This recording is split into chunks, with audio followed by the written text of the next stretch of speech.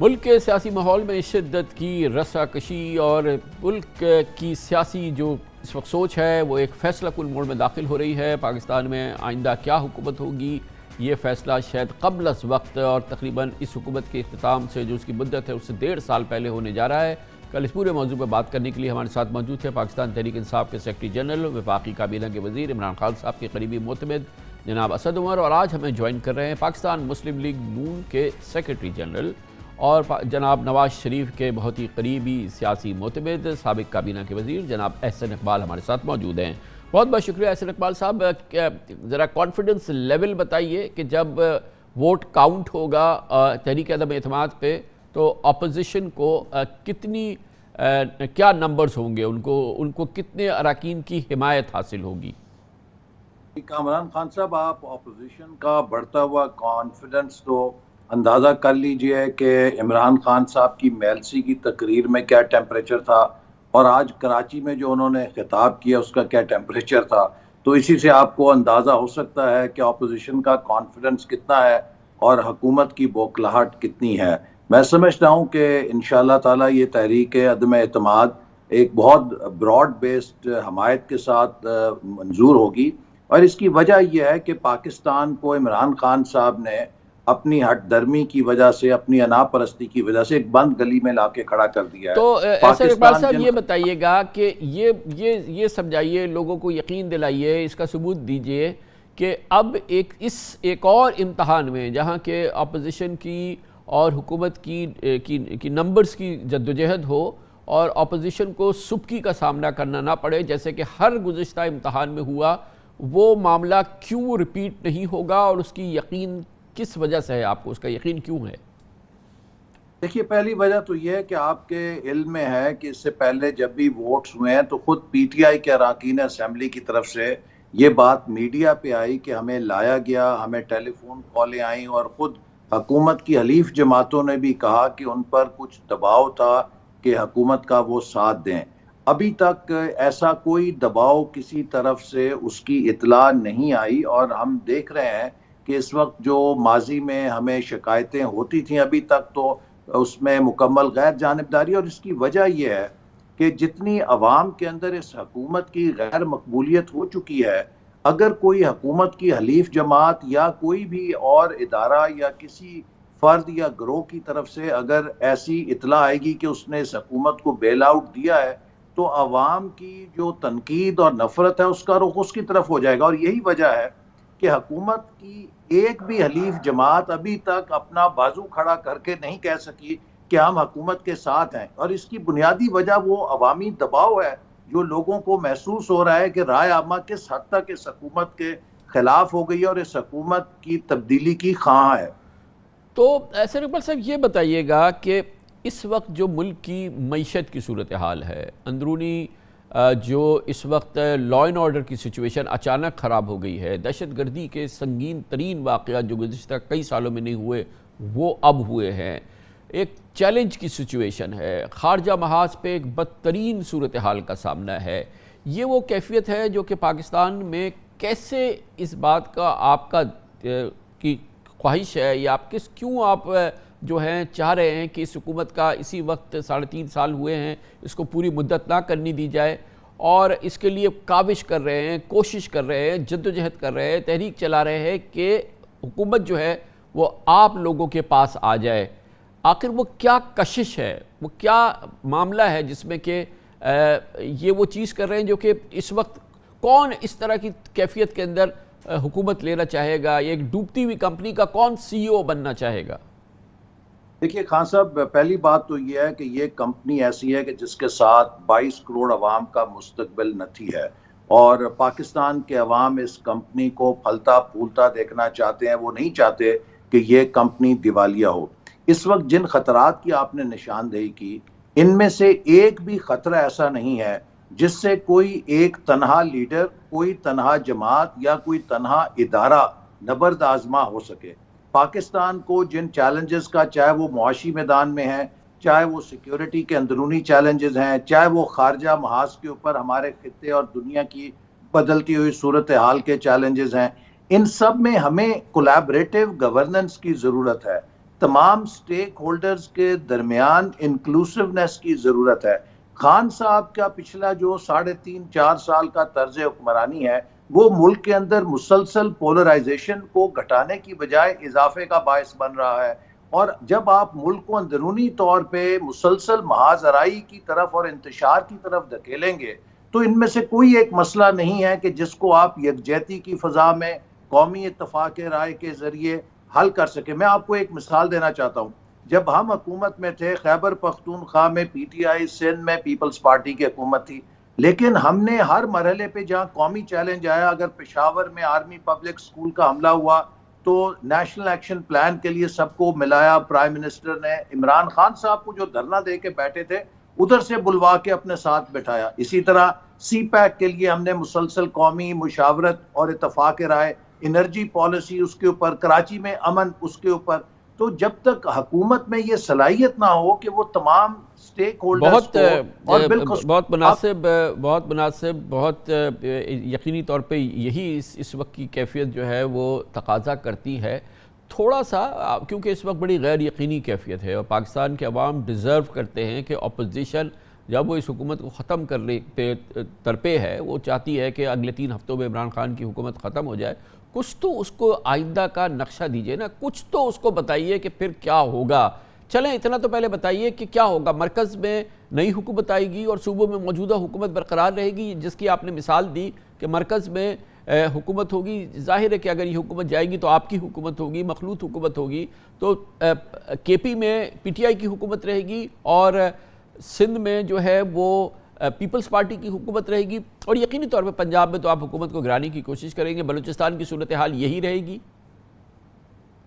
دیکھیے، پہلی میں یہ کہوں گا کہ پنجاب میں آپ کو معلوم ہے کہ 2018 میں عوام نے مسلم لیگ نون کو مینڈیٹ دیا تھا، ہم سب سے بڑی پارٹی تھے، لیکن مصنوعی طور پہ ہم سے اقتدار چھینا گیا اور پی ٹی آئی کے اوپر اس کا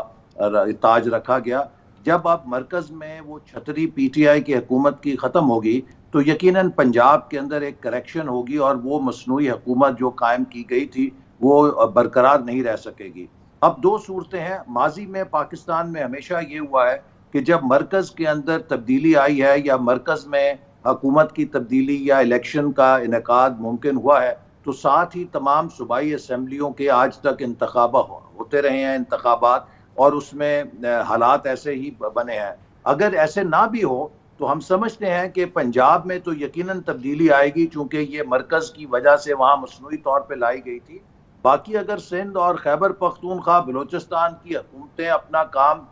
جاری بھی رکھ سکیں، وہ رکھنا چاہتی ہیں یا وہ ڈیزالو نہیں ہوتی تو اس میں وہ جاری رکھ سکتی ہیں اور اپنے مدت پہ ان کے انتخابات ہو سکتے ہیں۔ لیکن جو امپورٹنٹ بات ہے مرکز کے لیے، میں سمجھتا ہوں کہ جو بھی حکومت آئے گی اس کو ایک فل مینڈیٹ چاہیے ہوگا 5 سال کی ٹرم کا، اس لیے کہ پاکستان کو اس وقت بڑی ڈیپ سٹرکچرل ریفارمز کی ضرورت ہے۔ 6 مہینے سال کے ٹائم فریم میں کوئی بھی حکومت وہ ریفارمز نہیں کر سکتی، تو گویا وہ کہ سٹیٹس کو کرے۔ احسن اقبال صاحب، آپ یہ کہہ رہے ہیں کہ کم از کم آپ کی جماعت کی حد تک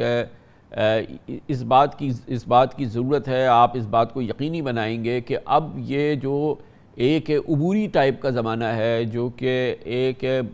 جز وقتی زمانہ ہے، وہ نہ زیادہ رہے اور پھر جلدی سے الیکشن ہو۔ 5 سال کی مدت تو الیکشن کے بعد ہی ملے گی، اور جتنا وقفہ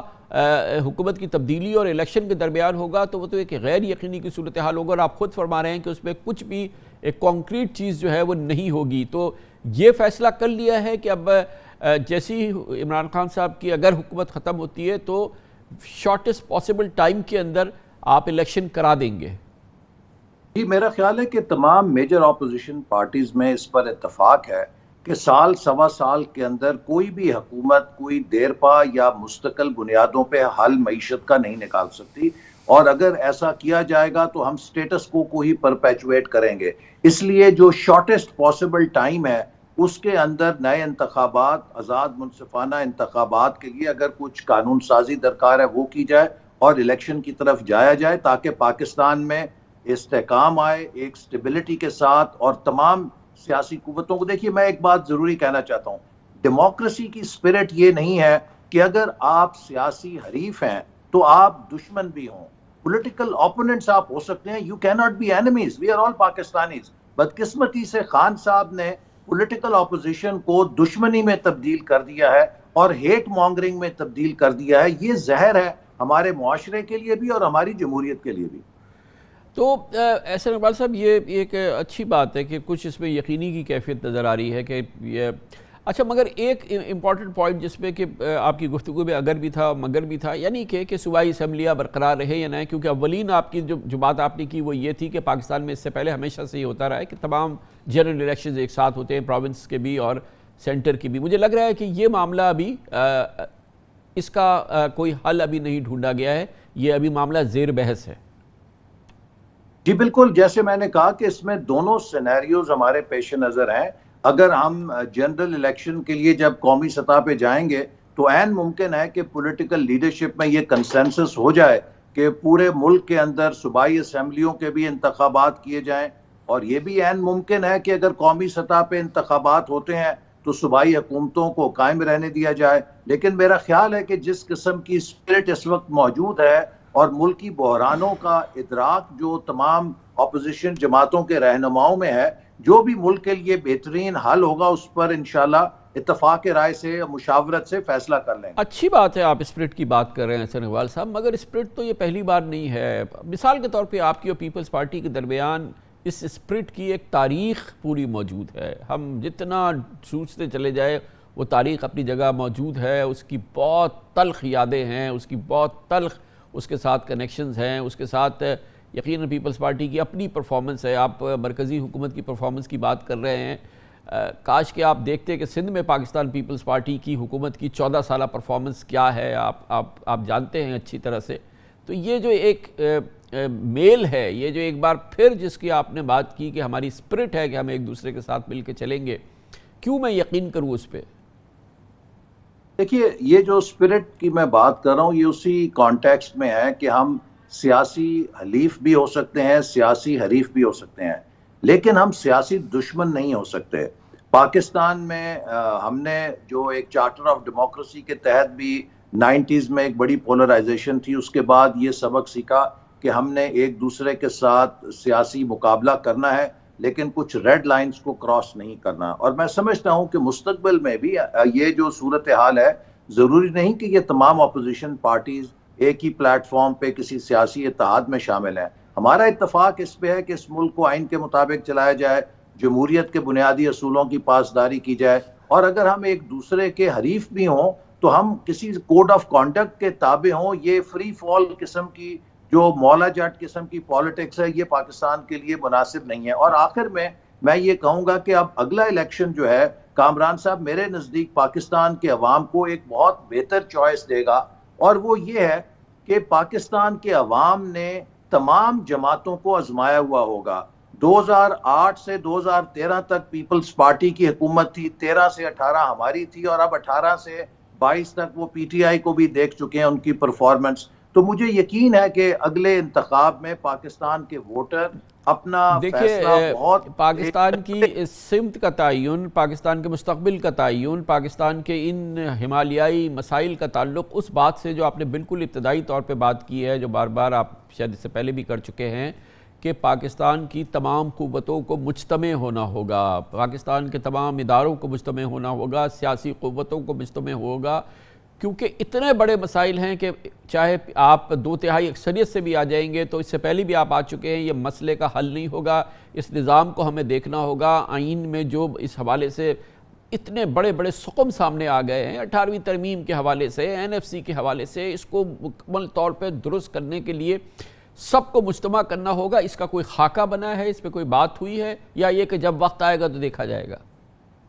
دیکھیے، اس کے اوپر ہم بہت کلیئر ہیں، اور نواز شریف صاحب پی ڈی ایم کے اجلاسوں میں بھی کہہ چکے ہیں کہ ہم اگر حکومت میں 2/3 اکثریت لے کر بھی آ جاتے ہیں تو ہم پھر بھی چاہیں گے کہ تمام اپنے جو شریک سفر جماعتیں ہیں ان کو اقتدار میں شراکت دیں، کیونکہ یہ مسائل کوئی تنہا حل نہیں کر سکتا، اور ہمیں ایک کولیبریٹیو ایفرٹ کرنی ہے. اور میں آپ کو یقین دلاتا ہوں کہ کم از کم مسلم لیگ نون کی طرف سے ہماری یہی کوشش ہوگی کہ ہم ملک کے اندر اتفاق رائے پیدا کریں. اس ملک کی اکانومی کو کیسے ٹھیک کرنا ہے، اس ملک کے غربت کو ختم کرنے کے لیے کیا ہم نے اقدامات کرنے ہیں، اس ملک کے نظام انصاف کو ٹھیک کرنے کے لیے کیا کرنا ہے، اس ملک کی جو خارجہ پالیسی ہے اس کو ایک نئی بنیاد پہ کھڑا کرنے کے لیے کیا کرنا ہے. یہ وہ بنیادیں ہیں جو آپ کو کم از کم اگر آپ ڈیکیڈ کے لیے کنسسٹنسی کے ساتھ چلائیں. مثال کے طور پہ آج مجھے ایک بڑے صنعت کار ملے، وہ کہنے بڑی مشکل سے $100 ملین کی انویسٹمنٹ اپنے ہیڈ کوارٹر سے حاصل کی جو ملٹی نیشنل تھی، اور کہتے کہ اس کے 3 ہفتے بعد حکومت نے پالیسی بدل دی اور میں شرمندہ ہو گیا اور وہ میرا مذاق اڑا رہے ہیں. دیکھیے ملکوں میں پالیسیز کا تسلسل کرپشن سے ختم کرنے جتنا ضروری ہے اور اس سے شاید زیادہ ضروری ہے. دنیا میں ہمارے پاس مثالیں ہیں کہ کئی ممالک نے کرپشن کے باوجود ترقی کی ہے، لیکن پالیسیز کے عدم تسلسل سے کسی نے بھی آج تک ترقی نہیں کی. بہت بہت شکریہ جناب احسن اقبال، سیکرٹری جنرل پاکستان مسلم لیگ نون ہمارے ساتھ تھے. مسلم لیگ نون کا اپوزیشن کا خاکہ روڈ میپ ہمارے سامنے رکھ رہے تھے. اس میں ابہام کم ہوتا جا رہا ہے.